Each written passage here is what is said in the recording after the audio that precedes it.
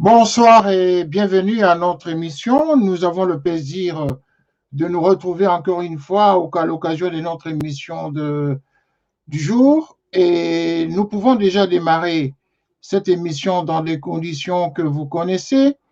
Nous sommes toujours en direct et nous espérons que les conditions du direct nous permettent justement d'échanger avec vous qui avez toujours l'habitude de nous suivre à cette heure-ci. Et comme vous le savez, la fidélité au travail nécessite que nous soyons toujours présents pour parler justement de la spiritualité. Cette spiritualité qui est la nôtre. Et si nous disons toujours, et s'ils ont toujours dit, si les anciens ont dit que l'Afrique est le berceau de l'humanité, mais si l'Afrique est vraiment le berceau de l'humanité, et pourquoi alors ne pas parler de la spiritualité de cette Afrique? Et pourquoi ne pas suivre cette spiritualité si seulement si nous acceptons cette réalité de l'humanité de l'Afrique? C'est cela la question que nous avons voulu échanger ce soir. Ainsi, pour en parler suffisamment, pour mieux discuter de ces sujets, pour mieux réfléchir à ces sujets, il nous appartient justement de faire appel aux esprits, ceux-là qui ont gouverné le monde, ceux-là qui ont gouverné le continent africain. Nous en avons besoin. Nous avons besoin de savoir comment fonctionnent les esprits et qui sont les détenteurs de ces esprits.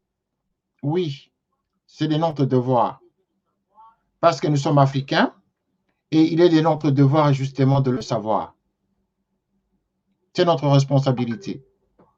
Par contre, aujourd'hui, dans cette émission, nous avons voulu justement faire un parallélisme entre deux personnalités spirituelles qui ont marqué l'histoire du continent africain, notamment au Congo toujours. Parce que nous avons commencé à parler de Simon Kimbangu. Nous avons parlé de Simon Kimbangu en tant que prophète, pour certains, et d'autres pour un esprit mystique, et encore pour le plus grand nombre, surtout ses adhérents, enfin ses fidèles, le considèrent pour un Dieu. Mais la question a toujours été posée de savoir s'il était Dieu créateur.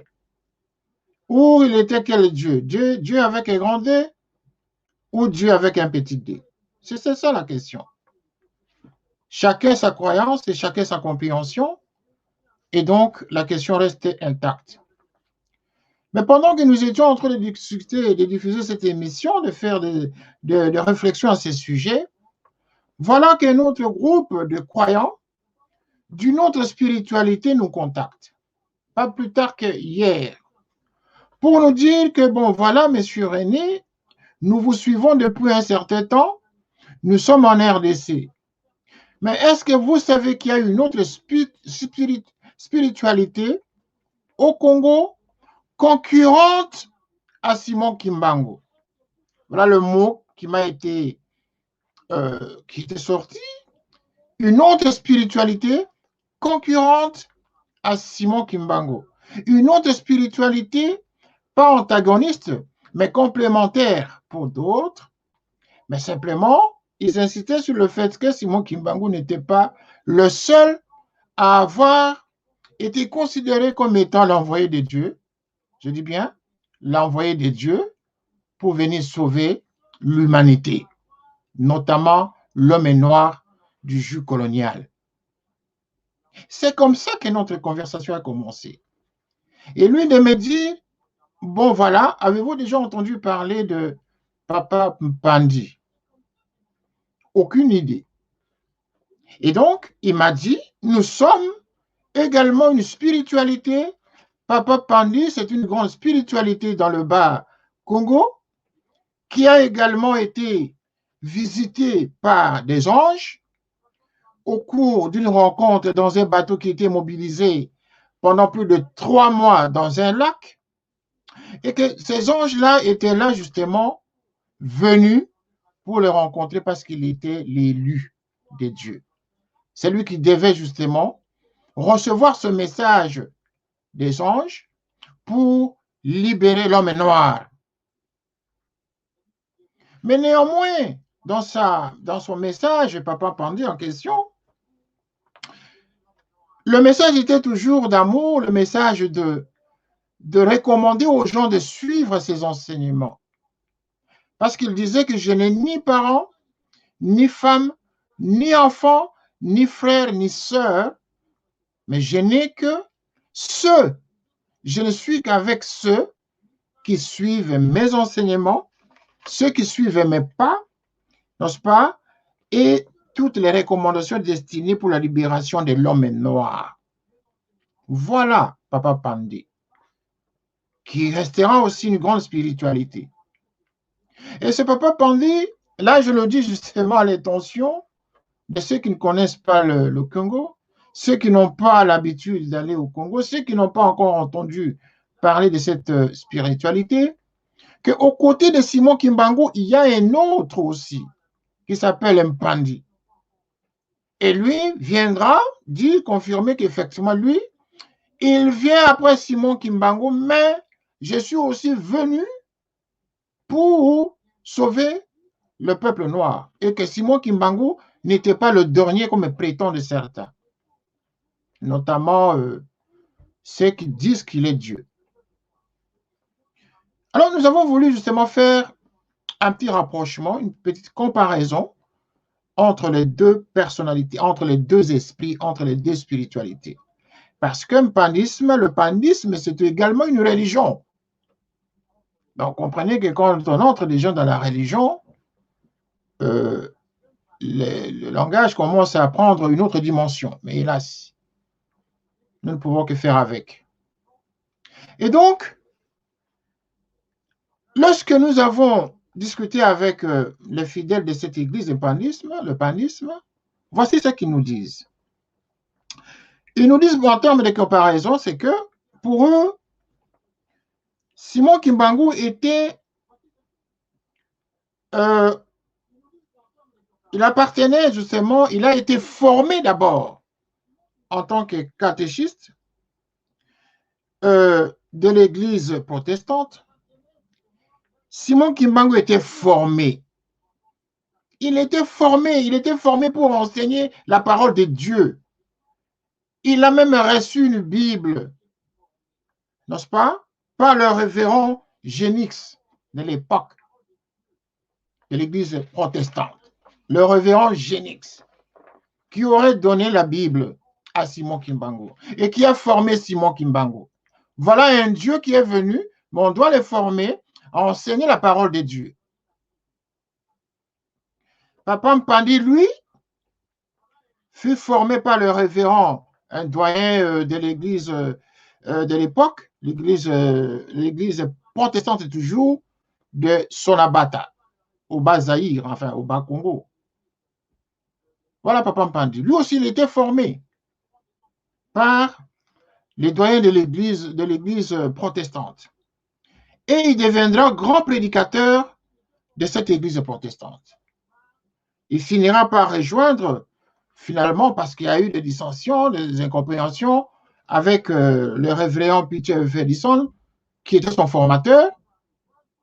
Et quand il a commencé à prendre de l'ascension dans l'église, il commençait à prêcher, il commençait à vulgariser les gens, à faire même également des miracles à travers les prières qu'il faisait.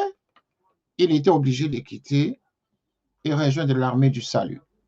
Et donc, il était marié, il eut des enfants et il deviendra également l'un des grands prédicateurs de l'armée du salut en 1934.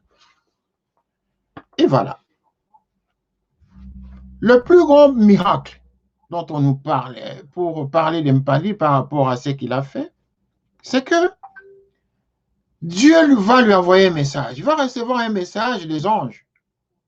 Ces personnes mystiques ou des personnes qui ont été dans ce bateau immobilisé dans un lac.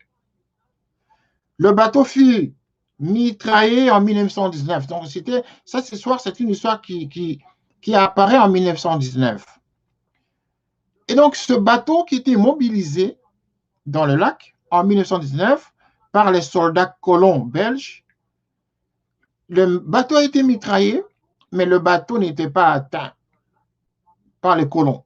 Le bateau était là, il y avait des gens à l'intérieur, mais des gens d'une puissance mystique, parce que pendant qu'on tirait sur eux, ils étaient à l'intérieur du bateau, le grand bateau, un bateau de 12 étages, semblerait. Il y avait plein de gens là-dedans, mais c'était au grand étonnement des Belges qui ne comprenaient pas le phénomène qui arrivait dans ce lac.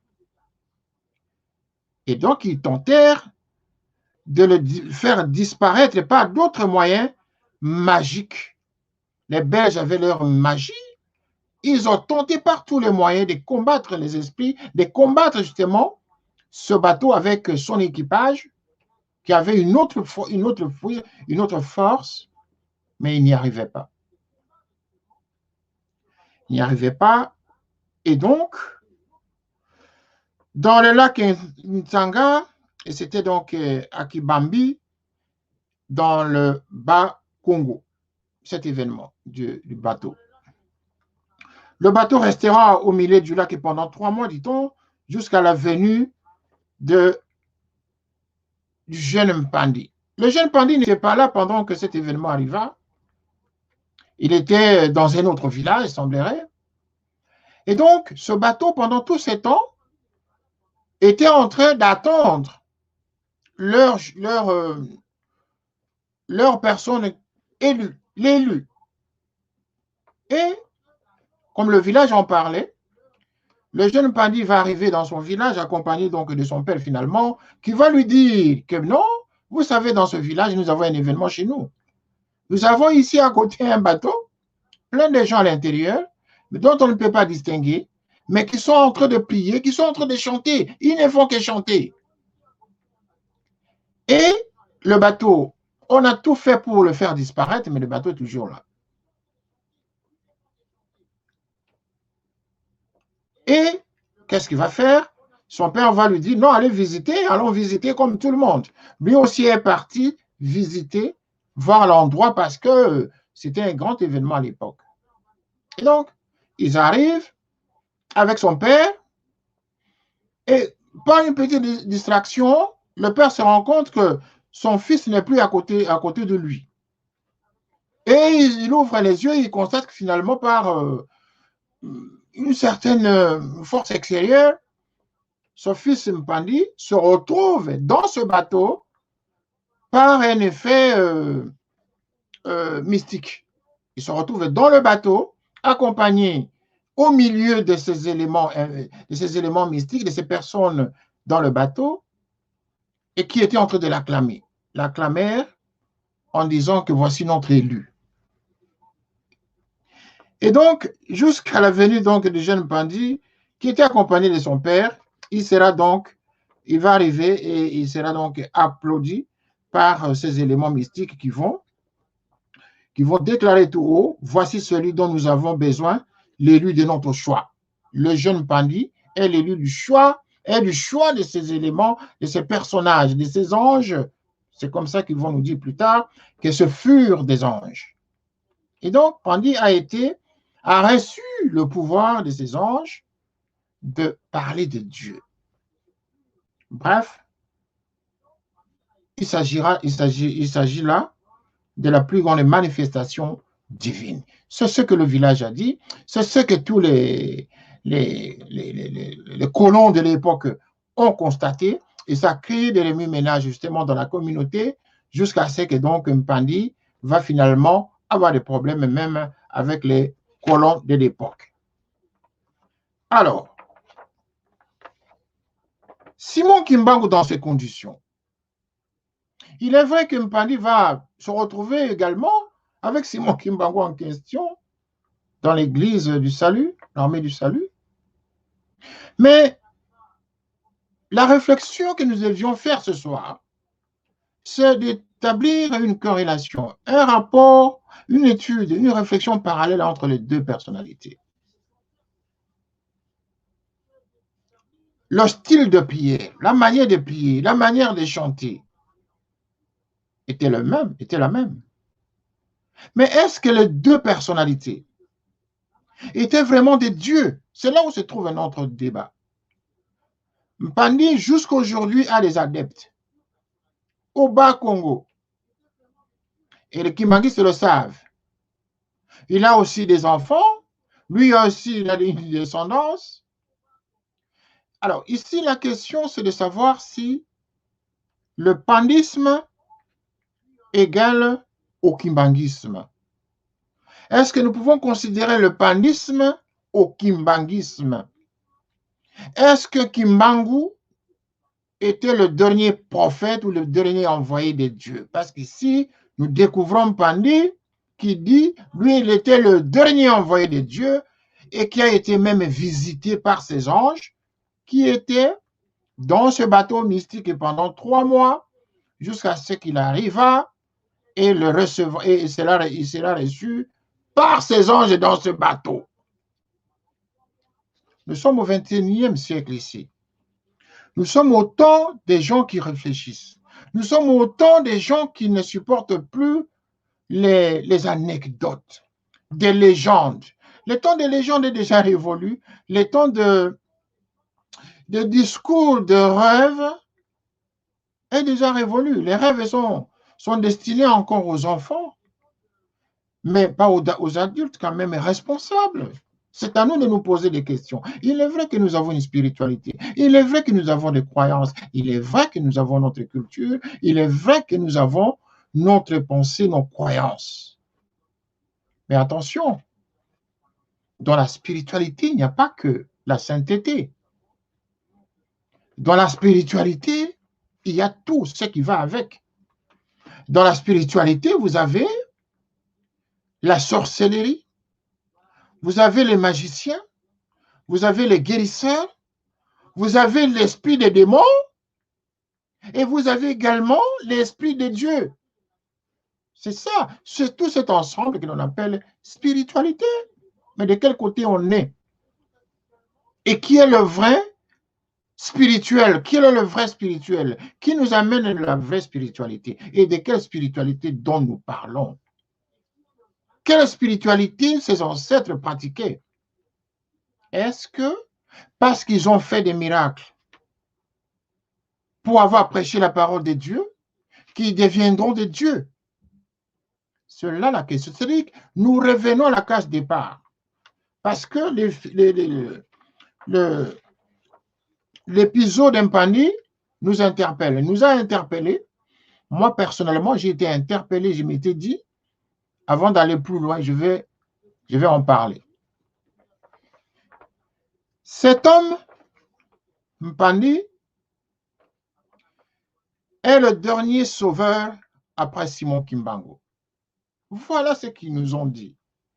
Ils ont dit, ceux qui nous ont appelés bien sûr de la RDC, voilà, que Papa Mpandi, c'est comme ça qu'il l'appelle, Papa Mpandi est le dernier sauveur après Simon Kimbangu. Il l'appelle sauveur, le sauveur de l'humanité. C'est-à-dire que ce n'est pas Simon Kimbangu qui était le dernier.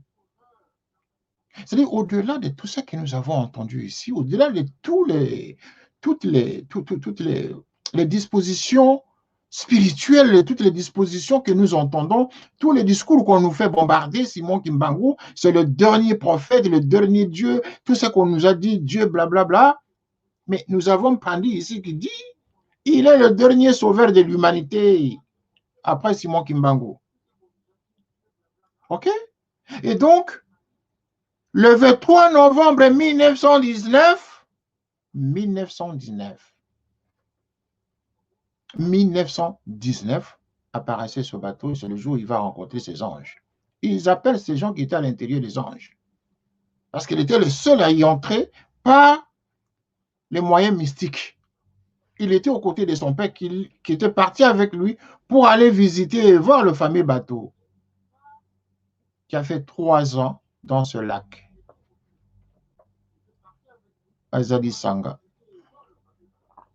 Vous le savez, vous connaissez d'ailleurs mieux que moi. Mais moi, je suis en train de réfléchir sur cette information que nous avons reçue.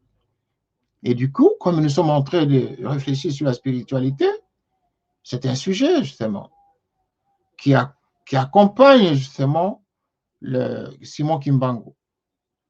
C'est-à-dire, nous voulons relever ici l'idée que Simon Kimbangu n'était pas le dernier. Parce que des kimbanguistes, nous savons qu'il était le dernier après Jésus-Christ et que c'est lui-même qui était Dieu et que c'est lui-même qui s'était dédoublé en son fils et que c'est lui-même qui se dédouble encore de le fils de son petit-fils. Maintenant, on nous dit il y a Pandi à côté qui était le dernier sauveur de l'humanité. Où allons-nous? C'est vrai, l'Afrique est le berceau de l'humanité. L'Afrique est le berceau de l'humanité. Mais pourquoi ne devrions-nous pas suivre notre spiritualité? Mais laquelle? Mais laquelle? C'est ça la question. De quelle spiritualité parlons-nous? Parlons-nous de la spiritualité divine ou d'une autre spiritualité? Évidemment, les gens vont toujours se cacher derrière la spiritualité divine, même si ils pratiquent une autre forme de spiritualité. Il y en a plusieurs formats à l'intérieur. Mais où est le mal si aujourd'hui nous disons que Simon Kimbangu, à son temps, il était un homme très avancé dans la spiritualité. Il était un homme qui était loin de Dieu. Mais au regard de la formation qu'il a reçue, parce qu'il a reçu une formation de catéchèse, de catéchisme, il a reçu la formation, n'est-ce pas? Il a reçu, on cite même le révérend Génix. Le révérend Génix, c'est lui qui a formé Simon Kimbangu. Et Simon Kimbangu a commencé à prêcher. Comme nous voyons aujourd'hui, les prêtres, les évêques, les pasteurs, n'est-ce pas, recevoir des formations bibliques, recevoir des formations théologiques, et après quoi, ils ont la capacité d'enseigner cette parole de Dieu. C'est comme un élève qui va à l'école, on lui apprend les mathématiques. Il arrive, il commence à pratiquer les mathématiques, il a la capacité de maîtriser très bien les leçons, il les pratique tout simplement. Il est vrai qu'à partir du moment où vous commencez à pratiquer, vous montez en puissance au niveau de l'expérience. Oui. À plus forte raison lorsqu'il s'agit de la parole de Dieu. Quand on est concentré et on est dans des dispositions d'être connecté avec Dieu dans la sainteté, effectivement, les miracles peuvent s'opérer quand on a la foi. C'est ce qui est arrivé à Simon Kimbangu. C'est ce qui est arrivé à Pandi. Parce que les Pandis se disent que eux, effectivement, voici comment le jeune Pandi avait rencontré les anges. Voici comment le bateau était immobilisé. Voici dans quelles circonstances, justement, même les colons étaient surpris de constater qu'ils étaient en train de se battre contre un ennemi, enfin pas un ennemi, ils étaient contre des éléments qui les mettaient en impuissance. Parce qu'ils ont tenté par tous les moyens de neutraliser le fameux bateau. Mais le bateau était toujours là pendant 3 mois dans ce lac, à Zadisanga, dans le secteur de Fumahakibambi. Ce n'est pas à vous que je peux apprendre ça parce que vous connaissez et vous savez de quoi je parle. Probablement, je ne suis pas en train de dire tout, mais je le résumé par rapport à notre échange avec les pandistes. Ils m'ont parlé de la religion pandiste. Ce qui m'a interpellé, c'est d'avoir entendu qu'il y a, jusqu'à ce jour, là-bas, quelque part au Bas-Zaïre, au Bas-Congo, une autre religion que l'on appelle pandiste. Il n'y a que ça. C'est tout ce qui m'a interpellé. Rien d'autre. Je n'étais interpellé par rien d'autre, à part qu'on m'ait informé qu'il y a une autre religion. Et il ne s'en cache pas. Et vous le savez. Mais vous n'avez jamais mentionné qu'au Bas-Congo, il y a encore à côté un autre, aussi puissant, aussi spirituel, qui est aussi fait des miracles. Il a guéri des malades, méditons. C'est-à-dire qu'il n'y a pas que Simon Kimbangu de ce côté-là. Il a affronté les Blancs, les colons. Il a dit des mots qu'il fallait aux colons pour la libération de l'homme noir. Et ils ont affirmé, continué à affirmer qu'il était le dernier des sauveurs. Eh bien, les sauveurs, en tout cas, on en aura beaucoup hein, en Afrique. Les sauveurs, on en aura beaucoup. Donc, la réflexion de ce soir tourne autour de Papa Mpandi, n'est-ce pas? Qui était, lui aussi, venu pour sauver l'homme noir. L'homme noir, donc, de la traite négrière, de la colonisation, des supplices qu'on faisait subir à l'homme noir. Et donc, voilà comment Dieu a utilisé plusieurs personnes. Mon inquiétude, c'est de dire que Simon Kimbangu est né, il a créé une église, il a professé, il a donné comment on appelle ça, de prophéties depuis le jeune âge que quand il va avoir 3 enfants, alors que là, le monsieur n'avait aucune formation encore, il était encore enfant, qu'il donne ce genre de message à ses parents en leur disant, vous savez, moi j'étais né avant vous. Mais celui qui était né avant vous va avoir les parents qui étaient encore jeunes, mais lorsqu'il a atteint l'âge d'aller à l'école, et c'est lui qui va aller avoir une formation pour prêcher la parole de Dieu. Je ne sais pas, hein? Ce miracle-là, c'est un miracle vraiment qu'il faille faire vraiment des grandes études pour comprendre ce qui s'est passé en réalité.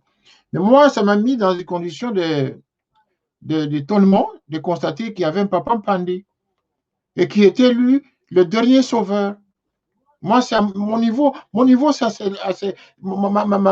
questionnement, c'est à ce niveau-là, de nous dire que Simon Kimbangu est le dernier envoyé, le dernier qui soit venu après Jésus. Même Mpandi dit, il est le dernier sauveur. Ce n'est pas Simon Kimbangu le dernier sauveur, mais c'est Mpandi. Voilà. La question est là. Dites-nous, où est le problème là? Qui est le dernier? Et qui est venu avec le vrai message? Avec quel message? Mais le message est toujours le même. Et tous les deux ont reçu une formation de catéchisme. Voilà. Les termes là, tel qu'il est repris, l'un par Génix et l'autre par le doyen à Sonabata, le doyen de l'église protestante de Sonabata. Ça, c'est Papa Mpandi. Tandis que Papa Simon Kimbangu, lui, c'est plutôt le révérend Génix qui l'a formé, qui lui a appris la Bible, qui lui a appris l'évangile. C'est de lui qu'il a appris comment évangéliser, comment prêcher. Mais à quel moment il a vu, il a prophétisé qu'il va renaître dans son fils, dans ceci, dans cela. Mpandi ne dit pas tout ça. Mpandi, lui, il a dit tout simplement que bon, voilà, je suis le dernier sauveur, voici ce qui m'est arrivé, et tout le village l'avait constaté. Par contre, lui n'a pas été envoyé en prison. Il n'a pas été envoyé en prison. Nous aurons d'autres éléments demain sur Papa Mpandi. Moi, je n'ai pas besoin d'être perturbé ce soir, en tout cas, par rapport à cette question, parce que là, nous sommes en train vraiment d'aller vers les études comparatives. Nous devons faire des études comparatives que de rester là, d'écouter quelqu'un qui nous bombarde à chaque émission que ben voilà, Simon Kimbangu, c'est un Dieu. Simon Kimbangu, c'est le seul qui soit venu après Jésus-Christ. Simon Kimbangu, il est dans la Trinité. Simon Kimbangu, c'est lui Dieu. Simon Kimbangu, c'est le seul qui peut sauver l'humanité. Nous avons ici Papa Mpandi, qui sont tous dans cette spiritualité de sauver l'humanité. Voilà. Donc, nous sommes là. Nous sommes en train de nous interroger parce que nous avons décidé de prendre la résolution justement de parler de notre spiritualité. Cette spiritualité, elle nous intéresse au point que nous n'avons pas besoin de nous distraire en fait. Nous n'avons pas besoin de nous distraire. Il nous faut vraiment en parler et en parler en tout cas suffisamment pour éclairer le monde. Il est très important que nous puissions sauver l'Afrique. Nous puissions sauver justement ce qui nous appartient, sauver nos valeurs, sauver notre culture, enfin nos cultures. Mais aller à dire qu'il n'y a qu'une seule spiritualité à laquelle l'Afrique devrait se retrouver, ben, acceptons que Simon Kimbangu était évangéliste, par exemple. Parce qu'on le voit ici qu'il a été formé. On lui a appris comment prêcher. On lui a montré l'évangile. Et c'est à partir de ce moment-là qu'il deviendra chrétien. Parce qu'il a accepté Jésus-Christ comme sauveur. Et lui-même aussi, il commence à prêcher la parole de Jésus-Christ. Dieu qui prêche la parole de notre Dieu, parce que lui-même, il est Dieu, selon votre explication. Mais Papa Pandi, lui aussi, lorsqu'il a reçu cette onction, ce pouvoir des anges qui étaient mobilisés dans ce bateau entre guillemets, avec des personnages à l'intérieur, des personnages spirituels, qui étaient là pendant 3 mois, qui ne faisaient que chanter. Ben, il y a anguille sous roche dans l'affaire. Hein. Et donc, les impandistes ont fait un grand événement il y a 2 ans. Le grand événement, c'était le centenaire de la religion pandiste.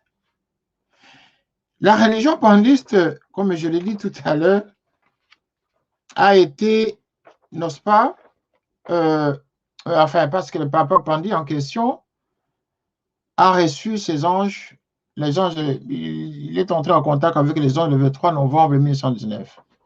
Et donc, en 2019 ici, les membres de l'Église impandiste ont célébré le centenaire. Alors que les Kimbanguistes vont fêter les centenaires là, cette année, le 6 avril 2021.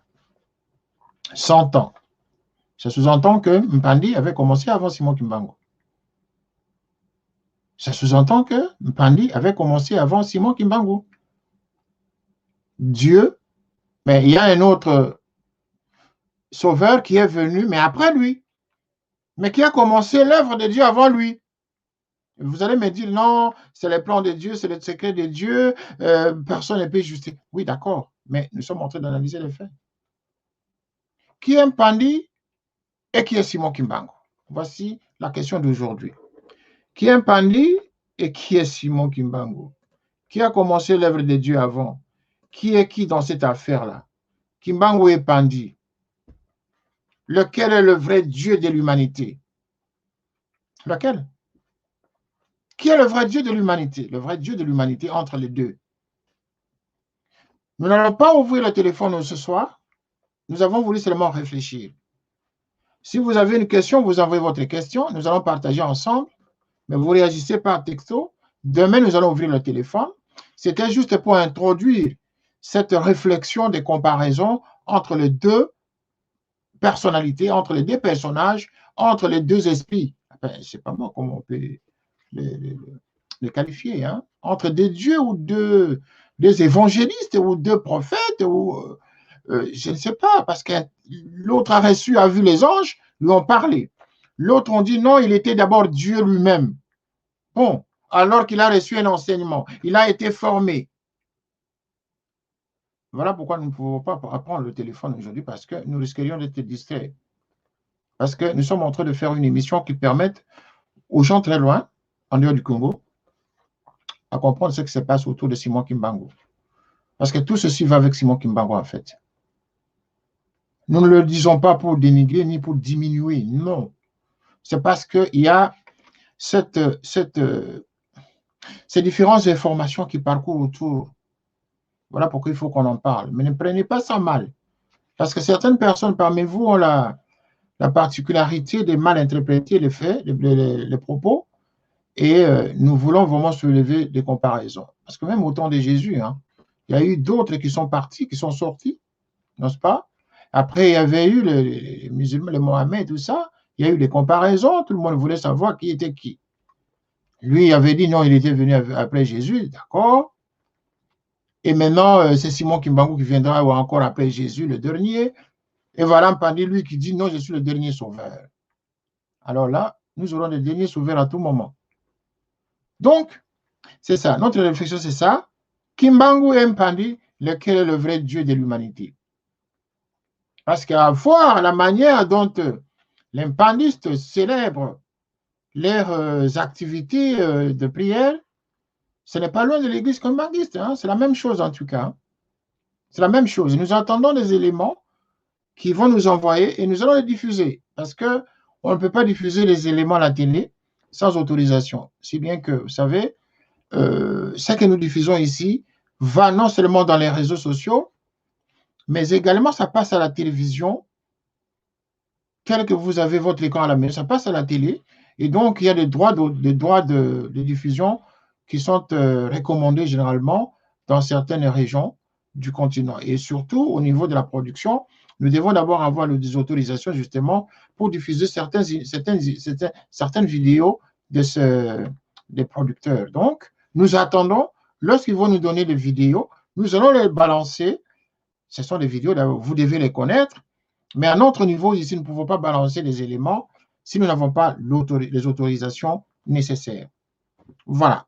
Mais est-il que la référence est faite ici au Papa Mpandi, qui est lui aussi le dernier sauveur de l'humanité. Simon Kimbangu également, sauveur de l'humanité. Quoique lui, c'est encore au plus haut parce que lui, pour vous, il est Dieu. Alors que Dieu a reçu une formation de catéchisme, n'est-ce pas? Par l'Église, par le révérend Génix. Et il a prêché lorsqu'il a commencé, lorsqu'il a vraiment reçu cette formation. Évidemment, il a fait des miracles, il a fait des choses au nom de Dieu. Pas en son nom, mais il le faisait au nom de Dieu. Et c'est à partir de ce moment-là, effectivement, pour être quand même correct dans le propos de nos amis, ils nous ont bien dit, oui, effectivement, Simon Kimbangu a fait des miracles. C'est d'ailleurs ce qui lui a valu la guerre avec les colons. C'est lorsqu'ils ont vu que sa manière de prêcher, sa manière de s'adresser à Dieu, sa manière de mobiliser les gens dans la parole de Dieu devenait très sérieux. C'est alors que les colonisateurs, les Blancs, ont compris qu'ils avaient affaire à quelqu'un de dangereux, qui risquerait justement de bouleverser leur schéma établi. Oui, ceci, ils nous ont confirmé qu'effectivement, Simon Kimbangu, il a vraiment été au sommet de la vision, de sa connexion avec Dieu. Oui. Et eux de dire également que Mpandi, lui aussi, de son côté, vulgarisait. Il faisait aussi des miracles. La seule différence ici, c'est parce que Simon Kimbangu fut arrêté et envoyé au Katanga en prison pendant 30 ans. Voilà ce qui lui vaut cette notoriété internationale, cette réputation qui fait que pour certaines personnes, cette personne est différente des autres. Voilà, c'est ça. Voilà, c'est ça. Kimbangu Mpandi, lequel est le vrai Dieu de l'humanité? C'est la question. Ne me dites pas que Mpandi ne représentait rien. Ne me dites pas que Mpandi n'a rien fait. Ne me dites pas que Mpandi n'a pas existé, parce que Mpandi a un groupe de gens, disciples en tout cas. Nous avons beaucoup d'éléments qui nous ont envoyés, nous les avons vus, mais nous ne pouvons pas les diffuser. Nous ne pouvons pas. Donc, la question ici, c'est à vous. Et donc, demain, nous allons ouvrir l'antenne. C'est ainsi que nous aurons à échanger. C'est ainsi que nous aurons à discuter avec ceux qui vont accepter de nous donner de vraies réponses. Mais pendant ce temps, parce que nous sommes en direct et qu'il y a des gens qui écrivent, voilà, ça commence.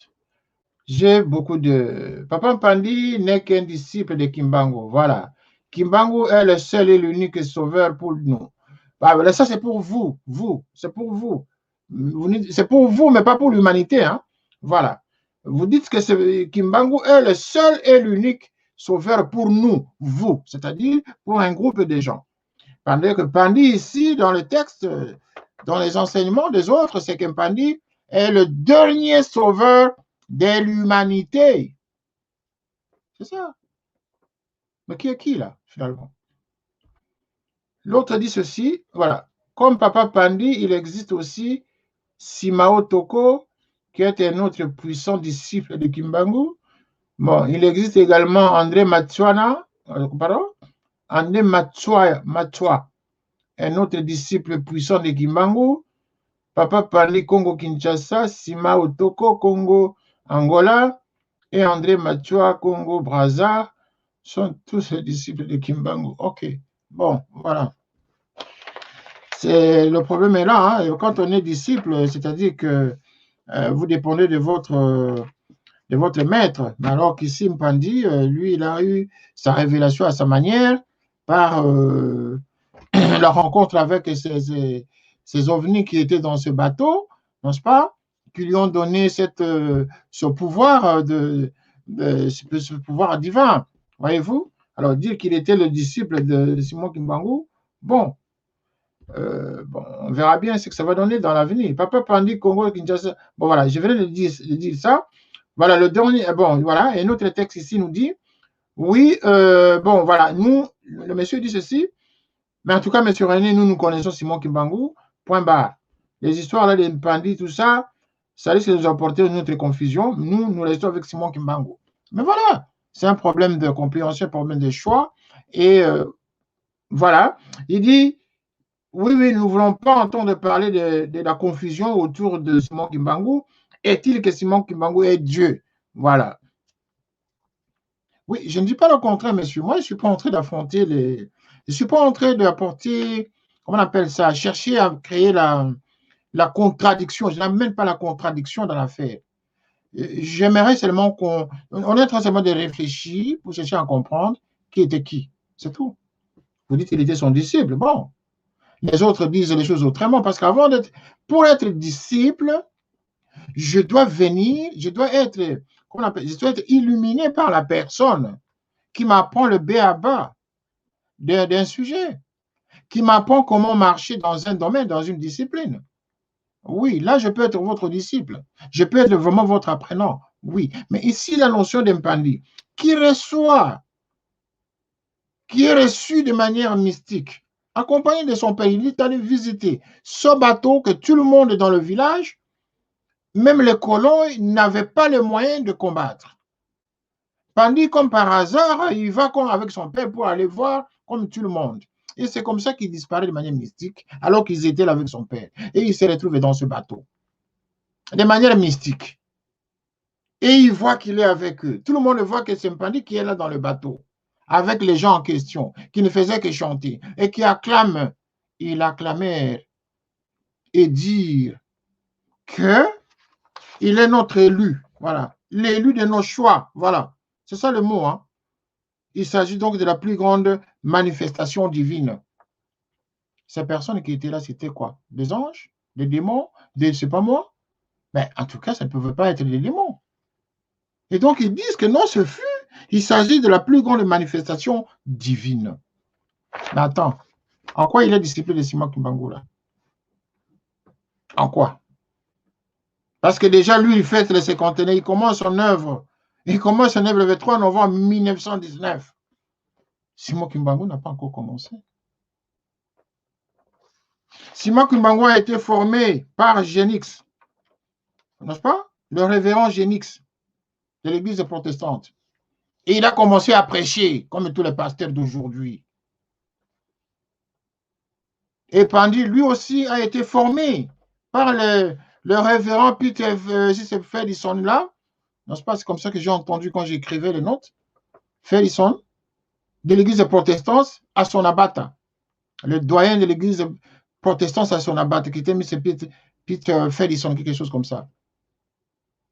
Effectivement, il avait de l'onction. Tous les deux, ils prêchaient, ils avaient de l'onction. Ils savaient vulgariser, ils avaient la parole de Dieu. Mais c'est pour autant qu'ils étaient des dieux. C'est la question. Et c'est pour autant qu'ils étaient des dieux. Et c'est pour autant que l'un ou l'autre était Dieu. Acceptons l'hypothèse qu'il était son disciple. Oui, s'il était son disciple, c'est bien. C'est-à-dire que lui, il était le maître. Et donc, lui a donné un peu plus d'inspiration. Mais c'est pour autant qu'il était Dieu. Parce qu'ils ont tous été formés. Ils ont appris le b.a.-ba de l'évangile. Je le répète, les esprits ici existent, mais les esprits ne meurent jamais. Simplement, nous devons savoir que dans la spiritualité, il y a plusieurs spiritualités. Vous venez de le dire ici, la spiritualité dont on parle ici, là, nous devons savoir de quelle spiritualité nous parlons. Il y a la spiritualité liée à la sorcellerie, à la magie. Il y a la spiritualité également liée à Dieu, la spiritualité divine. Celle vraiment liée au Créateur, celui qui amène la paix, celui qui donne la quiétude, qui donne le bonheur. Évidemment, toutes les spiritualités prétendent apporter le bonheur et la paix, mais à plusieurs variations. Ce n'est pas la même chose.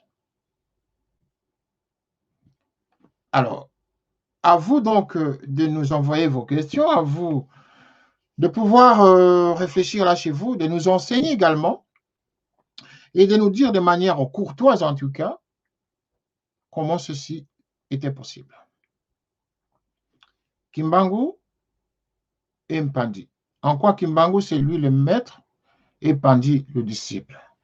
Alors que l'un et l'autre ont eu cette formation dans cette église protestante, mais avec deux maîtres différents. À partir de quel moment l'un devient maître et l'autre disciple? Alors que Mpandi a son église, a sa religion. Voilà ce qui me touche le plus, c'est qu'il a une religion.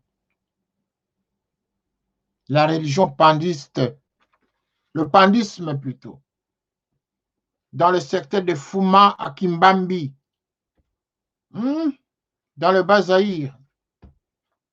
Voilà. Et ils s'habillent et ils ont une forme. Non, mais ce n'est pas possible.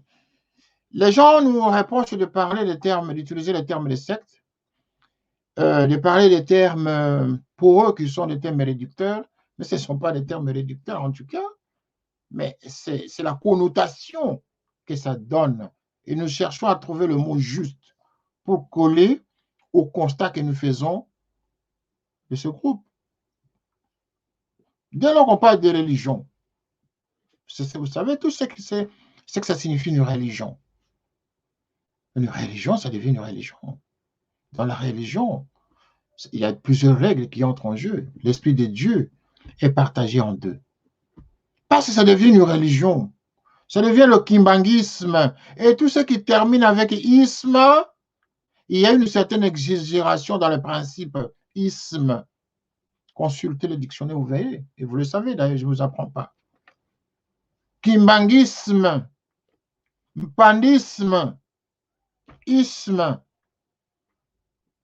ça devient autre chose. Quand on devient isme, ça prend une autre connotation. Parce qu'on est déjà dans la religion, dans la religiosité. On sort du schéma. La preuve, Simon Kimbangu était Simon Kimbangu. Mais après lui, ce n'est plus la même chose. C'est la preuve.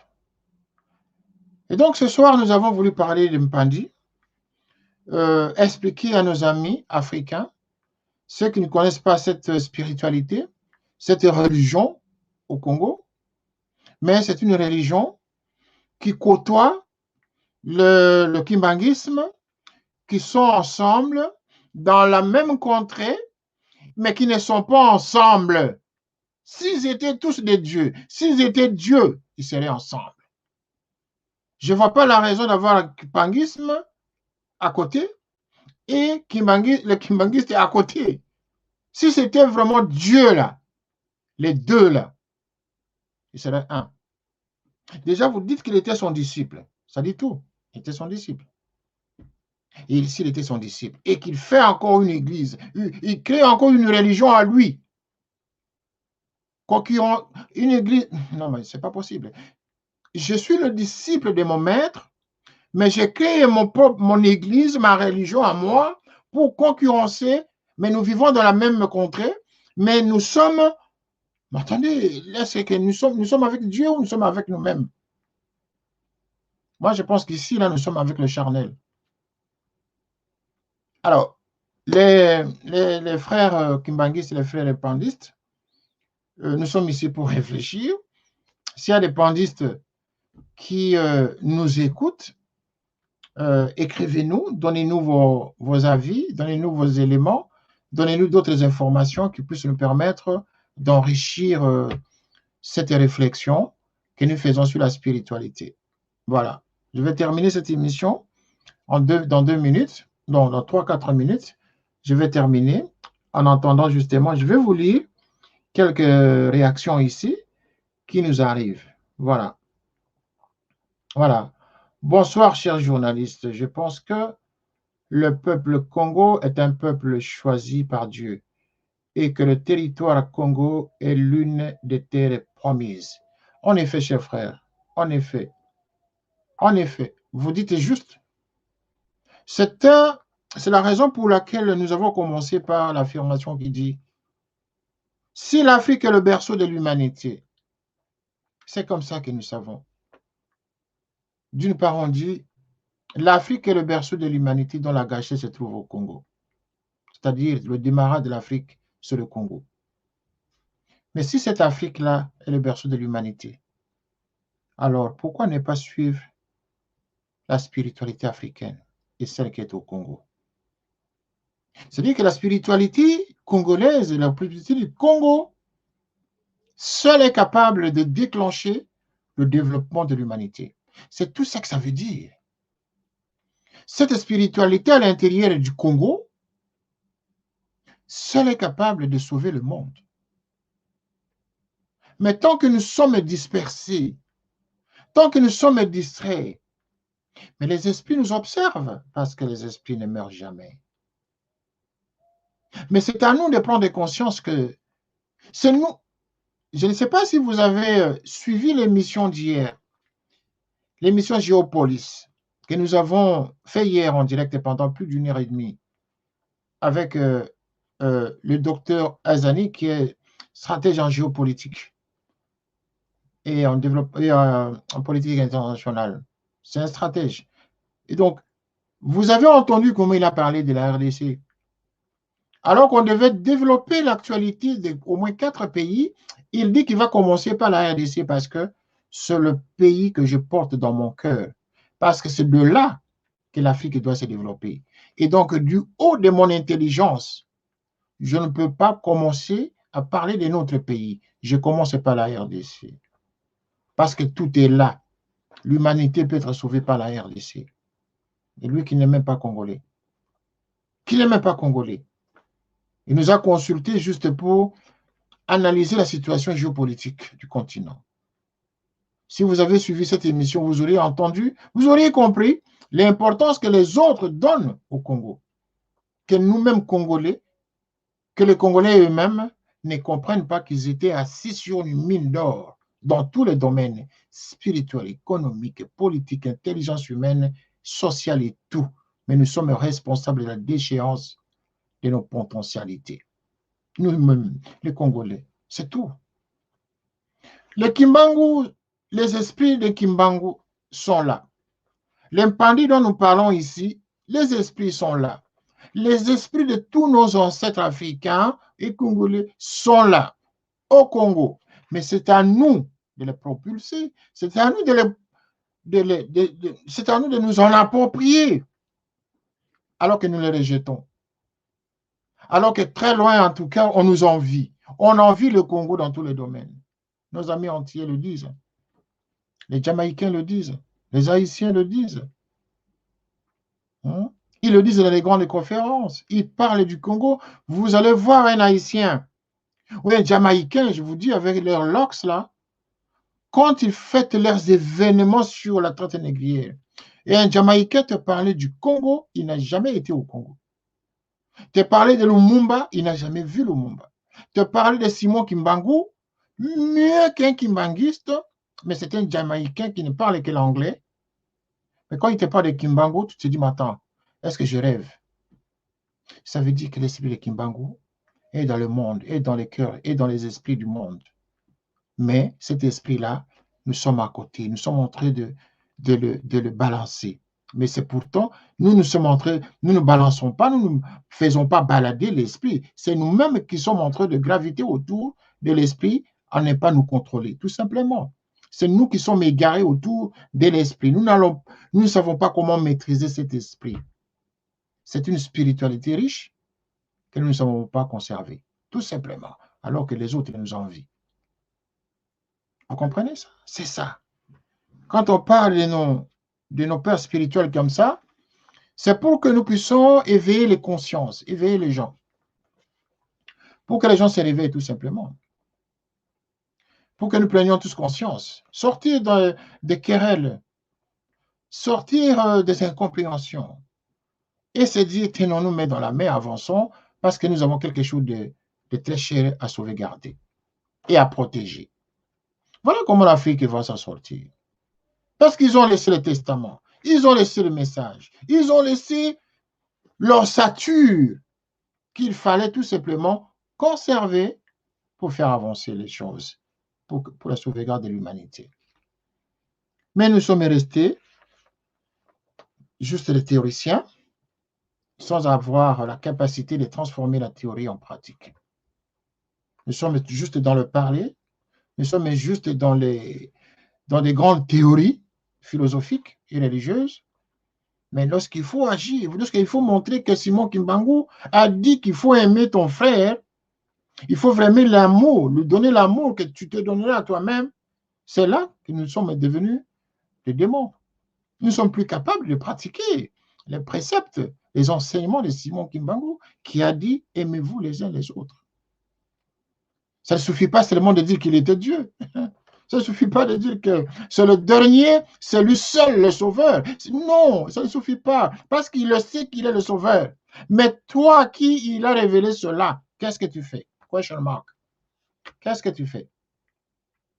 Il ne suffit pas seulement de reconnaître à ton père que tu es mon père.